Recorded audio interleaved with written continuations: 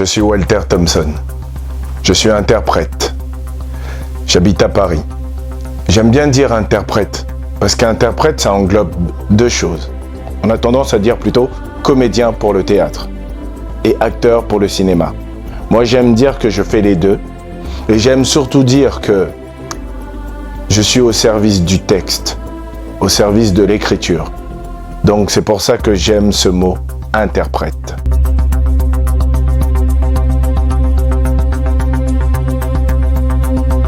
Comment vous raconter un peu mon parcours sans trop faire d'histoire? Alors moi, je n'étais pas prédestiné à faire de la comédie, à devenir acteur, comme on peut dire. Moi, c'est un parcours de vie qui m'a mis face à des choses et qui m'a fait comprendre que ce métier, je m'y sentais bien et qu'il était fait pour moi. Alors, je suis arrivé en France à l'âge de 8 ans. Et à l'âge de 8 ans, j'ai découvert la France. J'ai eu la chance, étant tout petit, de rencontrer un animateur de centre de loisirs qui m'a fait découvrir le théâtre. Et étant petit, il avait mis en place quelque chose, et je m'en rappelle très bien parce que c'est vraiment de beaux souvenirs. J'adorais jouer au foot. Moi, à la base, je voulais être footballeur.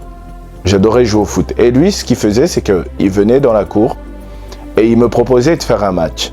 Et on avait mis en place un truc, c'est que s'il me gagne, je faisais son activité. Si je gagnais, je restais à jouer au foot.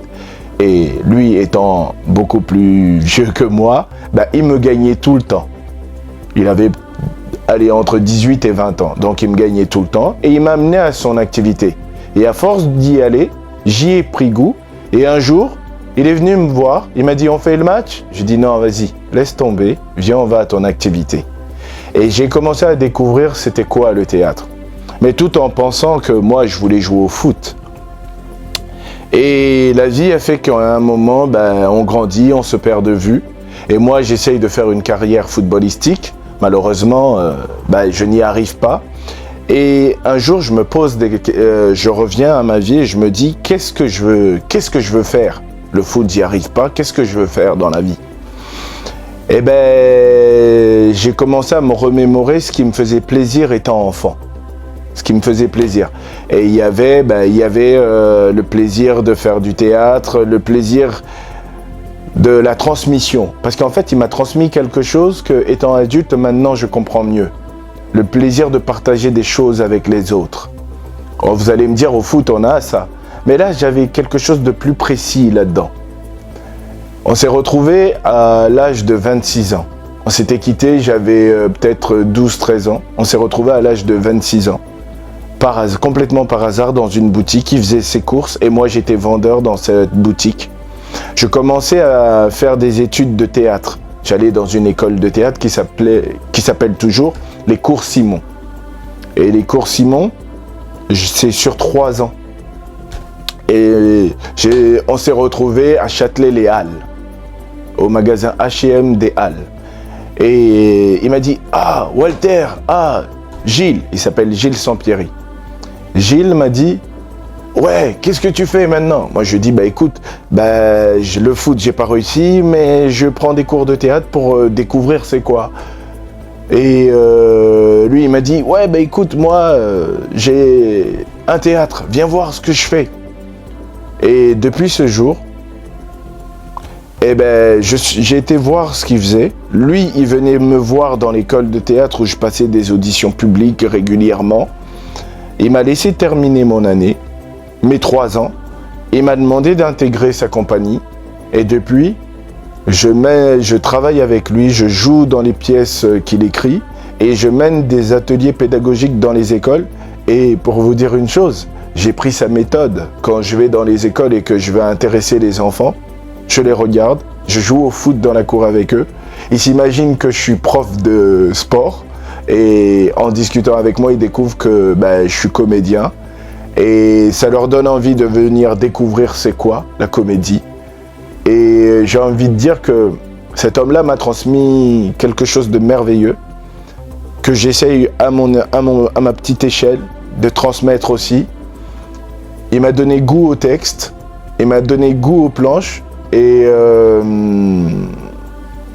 D'où mon parcours qui est assez atypique où j'avais, venant du Cameroun, l'espoir de jouer au foot et je me retrouve maintenant en train d'être dans les planches et à prendre un réel plaisir sur les planches et à communiquer ma passion aux enfants.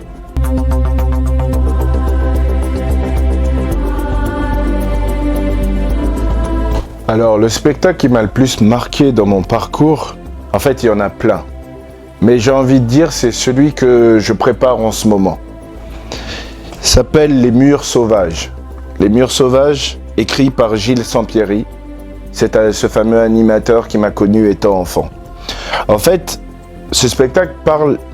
Il y a une petite particularité, c'est que Gilles Sampieri, il aime écrire pour des acteurs. Il aime écrire pour des acteurs. Et il a écrit ce spectacle pour moi. Il a écrit ce spectacle pour moi et à la base pour son fils aussi. Ce spectacle parle de transmission, de déracinement. Et ce n'est pas ma vie. Ce n'est pas ma vie. Il s'est inspiré de beaucoup de choses. Il s'est inspiré de beaucoup de choses. Mais j'aime à dire que ce spectacle m'a permis de comprendre avec précision mon métier, m'a permis de refaire un retour sur mon parcours.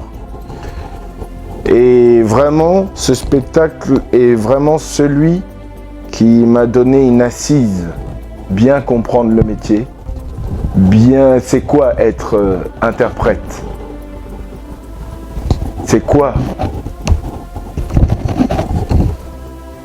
donner la langue avec précision. C'est quoi jouer? C'est quoi jouer? Et le travail de Gilles, il est très cinématographique. Et bon, ça fait quand même des années qu'on bosse ensemble. Et j'ai envie de dire que tous les spectacles que j'ai joués sont intéressants, m'ont permis d'évoluer. Celui-là, il m'a permis une chose. D'aimer ce métier. Oui, d'aimer ce métier. Et de comprendre pourquoi je le fais.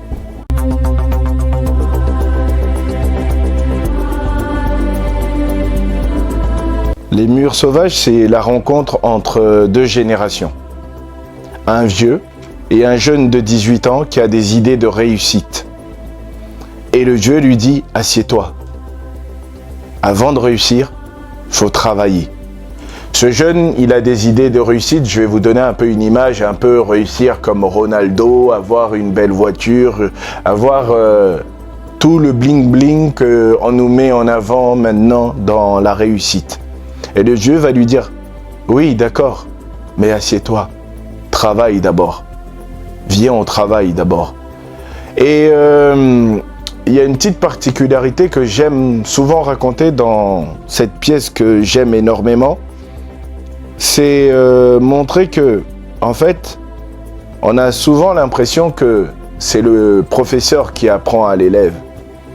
J'ai envie de dire que, pour une fois, dans cette pièce, on montre vraiment la réalité. Parce qu'en vérité, le professeur apprend à l'élève, mais l'élève aussi apprend au professeur.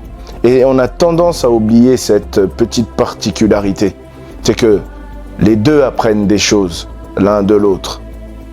Et c'est ça que j'aime énormément dans cette pièce.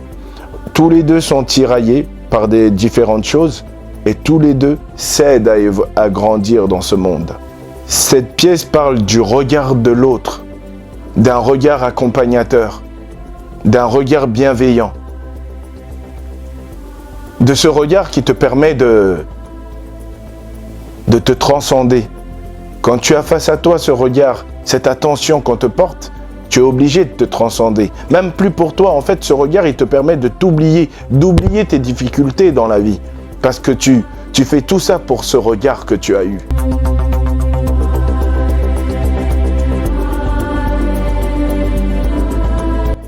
Alors, si j'avais un mot, j'ai envie de vous dire, en fait, dans la vie, il y a Dieu et il y a le temps. Choisissez quelque chose et accordez du temps. Dans ce monde, on se dit, oui, faut que je trouve un boulot et que je gagne de l'argent, que j'aide ma famille. Tout ça, c'est bien. Mais on oublie une chose. Faut accorder du temps aux choses. Et on est pris par le temps, on est toujours pressé, on veut obtenir tout rapidement. Mais on oublie. L'essentiel, c'est le temps. Le temps est très important. Il y a un comédien noir, je ne me rappelle plus, Jean-Pascal Zadi s'appelle. Il a reçu un prix. Et dans son discours, il a dit, faut faire confiance au temps et en temps long. Et quand j'ai écouté ça, ça m'a fait tilt. Et je vais reprendre ces mots. Oui. Prenez une chose que vous voulez entreprendre. Et faites confiance au temps. Même surtout dans la difficulté. Faites confiance au temps. En temps long. Et vous y arriverez. Vraiment. C'est pas un mensonge. Le temps, vous accordez du temps aux choses, vous devenez un professionnel après, au bout de 10 ans de cette chose. Merci.